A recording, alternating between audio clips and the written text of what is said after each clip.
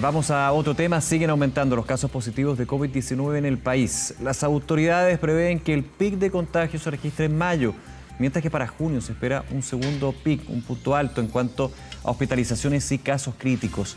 Para conversar de este y otros temas relacionados, por supuesto, estamos en contacto con el médico internista del Hospital Sotero del Río, doctor Juan Carlos Said. Doctor, muchísimas gracias por este contacto, gracias por acompañarnos. Hola Nicolás, buenas tardes. Muy buenas tardes. Estar acá. A ver, con esa introducción, la primera pregunta, ¿cómo está evaluando usted la situación hasta el minuto que se está dando con esta crisis sanitaria? Mira, yo diría que es una situación que está progresando, que está evolucionando, esto está recién comenzando. Yo te diría que esta crisis es como una maratón, son 42 kilómetros al menos y estamos recién en los primeros 5 kilómetros. Entonces, han crecido los contagios, tenemos incertidumbre respecto, a las cifras, a qué tan rápido se están procesando los exámenes, a cuántos exámenes hay, a la espera, cuánto tienen que realmente esperar las personas por esos resultados. Y por otro lado, vemos que las cifras de hospitalizados en UCI han ido en camas intensivos, han ido creciendo lenta pero sistemáticamente.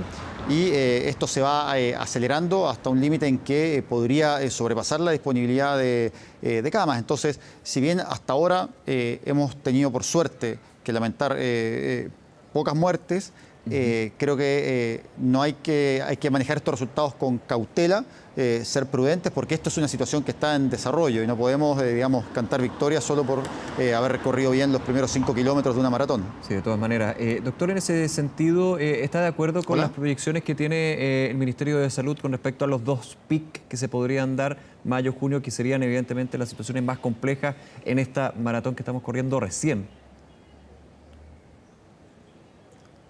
Sí. Mira, yo he visto varias proyecciones, desgraciadamente del Ministerio de Salud, no he visto un reporte, oficial, un modelo predictivo oficial, pero lo que he visto, por ejemplo, de la Universidad de Chile, reportes también del Instituto de Neurociencias de Valparaíso y de distintas consultoras, hablan de que el pic se estaría dando en la tercera, cuarta semana de abril, que es coincidente con que las consultas por síntomas tipo influenza han aumentado bastante, anticipando que el pic de enfermedades de tipo respiratorio, que habitualmente se produce en julio, se estaría probablemente produciendo a finales de abril, lo cual es bastante preocupante. Doctor, en ese punto, ¿cómo evalúa usted en la situación que está la red asistencial? Se están haciendo públicas lo que son, no quiero hablar de deficiencias propiamente tal, pero sí carencias, desde los ventiladores mecánicos, las camas críticas, los especialistas para operar este tipo de situaciones cuando estamos con los casos más complejos, con los casos donde hay que ponerle muchísima atención porque hay una línea muy delgada entre la vida y la muerte. ¿Cómo lo ve usted? Mira, Nicolás, esas carencias han estado siempre. Creo que ahora se van a hacer más notorias y por eso yo haría un llamado a la cautela. Para que te hagas una idea, nosotros tenemos casi la mitad de médicos por 1000 habitantes que Italia. Gastamos la mitad en salud.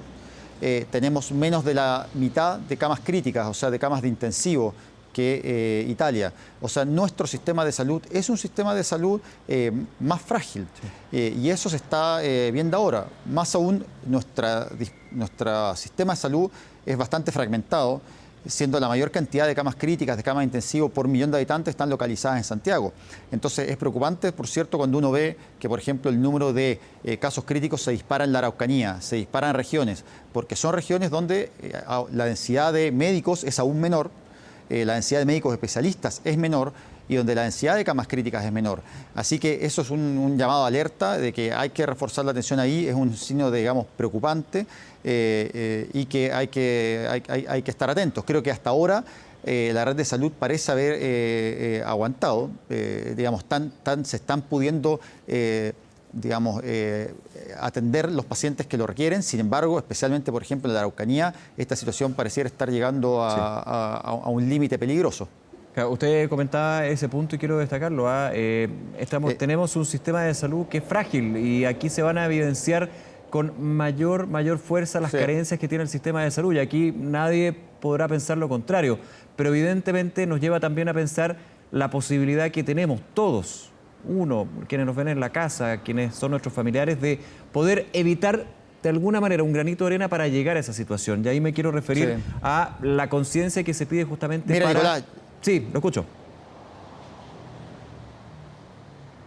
No, totalmente de acuerdo. Mira, yo creo que en línea con lo que nosotros podemos aportar como ciudadanía, yo creo que justamente porque Chile tiene un sistema de salud frágil, nosotros deberíamos enfocar nuestras estrategias en el diagnóstico precoz, en el distanciamiento social a través de cuarentena, reforzando las medidas de cuarentena y en aislar a los pacientes que están contagiados. Creo que esos deberían ser los pilares de nuestra estrategia, porque si nosotros queremos solo atacar esto por el lado de más camas UCI, más médicos, más hospitales, eso es imposible. O sea, de verdad no están, o sea, obviamente uno siempre va a querer que haya más médicos, que haya más camas de intensivo, pero la realidad es que no somos Alemania, no somos Italia, no somos Francia, no tenemos la misma cantidad de recursos, no tenemos la misma cantidad de médicos. Entonces, lo que deberíamos hacer es actuar rápido en las medidas que son más baratas y que han demostrado ser, en términos de salud pública, eficientes. Te pongo un ejemplo. Salió un estudio de Imperial College, que fue, digamos, la universidad que desarrolló el estudio que cambió la política de Boris Johnson para instalar la cuarentena total en el Reino Unido. Y esa universidad mostró que el lockdown, o sea, las medidas extremas de aislamiento implementadas en Italia habrían salvado 40.000 vidas. O sea, estamos hablando de un número significativo de vidas implementado a través de una medida como la cuarentena, que es una medida que está dentro de nuestro alcance económico. Esta es una medida que está dentro de nuestras posibilidades y que se puede implementar rápido. No así, por ejemplo, traer ventiladores, no así formar rápidamente enfermeras, no así formar médicos, que son medidas que toman más tiempo.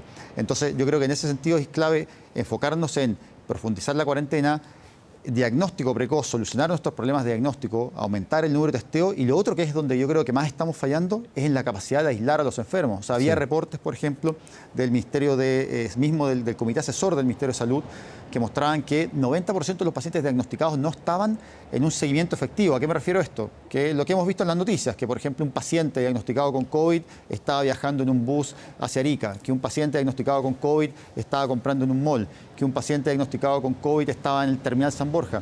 Entonces, ese tipo de cosas no nos deberían pasar, porque eso está dentro de nuestro alcance. Hacer un seguimiento telefónico adecuado, enviar a esos pacientes a los que no sea posible realizar un seguimiento telefónico adecuado, enviarlos a hoteles sanitarios, por ejemplo, a camas donde puedan estar supervisados, donde se pueda no solo vigilar que cumplan la cuarentena, sino preocuparse de su salud, porque efectivamente hay pacientes que son más frágiles y que no les podemos decir, mira, está bien, tienes un COVID, un coronavirus, te vas para la casa. No, hay pacientes que necesitan un mayor cuidado, aunque en ese tiempo no se vean mal, especialmente, por ejemplo, los adultos mayores, que pueden efectivamente en la primera semana tener síntomas como un resfrío y al final de esa semana desarrollar síntomas más graves. Entonces, medidas como, por ejemplo, hoteles sanitarios, que se ha intentado implementar en algunos lugares, tengo entendido que están intentando hacer eso en Temuco, son claves. Sí, de hecho en Temuco estábamos viendo una nota hace un ratito, el Hotel Frontera se está utilizando como hospital sanitario y evidentemente eso se puede ir replicando. Me quiero quedar con el tema del aislamiento. Y le hago la pregunta, según lo que ha podido ver usted, falta de alguna manera, no sé si es el término, pero categorizar a los contagiados con COVID-19 para justamente ver quiénes tienen que vivir un aislamiento en sus casas o, en otros casos, en un lugar donde evidentemente se puedan tener mayores cuidados. Efectivamente, desgraciadamente no tenemos tanta información al respecto. A nosotros nos gustaría saber, por ejemplo, la edad de los contagiados, la vulnerabilidad de esos contagiados, qué enfermedades tienen. Pero efectivamente, por ejemplo, no es lo mismo si hay un paciente que está en situación de calle. ¿Qué hacemos con ese paciente? Si hay un paciente que es un adulto mayor que vive solo, que no tiene red de apoyo, que no puede ir a buscar, que no va a poder ir a buscar quizás los medicamentos para sus enfermedades crónicas, para la diabetes, para la hipertensión, a ese abuelito no se logra nada, ese adulto mayor, con supervisarlo solo por teléfono. Aunque su enfermedad, aunque su coronavirus no esté complicado ahora, es un paciente que necesita estar en un lugar donde efectivamente le puedan dar los medicamentos que necesita, la alimentación que necesita, siendo que no tiene una red de apoyo que le auxilie. Entonces creo que es importante hacer lo que se llama un triage, es decir, diagnosticar a la mayor cantidad de pacientes y esos categorizarlos y ver los que efectivamente necesiten ir a un hotel sanitario, que vayan a un hotel sanitario, aquellos en donde pueda ser posible hacer un seguimiento telefónico, que ese se haga, pero que se haga en forma estricta. ¿A qué me refiero? Que se lo llame frecuentemente, que quizás use telemedicina y que además podamos tener acceso a datos de eso. Es decir, cuántos pacientes son los que se están siguiendo, cómo se están siguiendo, quiénes no han cumplido la cuarentena. Hay una tasa de eso, un número de pacientes, cuál es el porcentaje de pacientes que no está cumpliendo la cuarentena. Son datos que también son importantes para poder evaluar la efectividad de las políticas públicas. Y hoy en día, desgraciadamente, eso no está sucediendo, no tenemos tanta información y creo que eso es importante avanzar en esa información. Bien, doctor Juan Carlos Said, nuevamente muchísimas gracias por estos minutos y también el análisis que hace de esta situación. Vamos aprendiendo, vamos entendiendo y por sobre todo también nos vamos preparando. Muchísimas gracias. Muchas gracias, Nicolás. Hasta luego.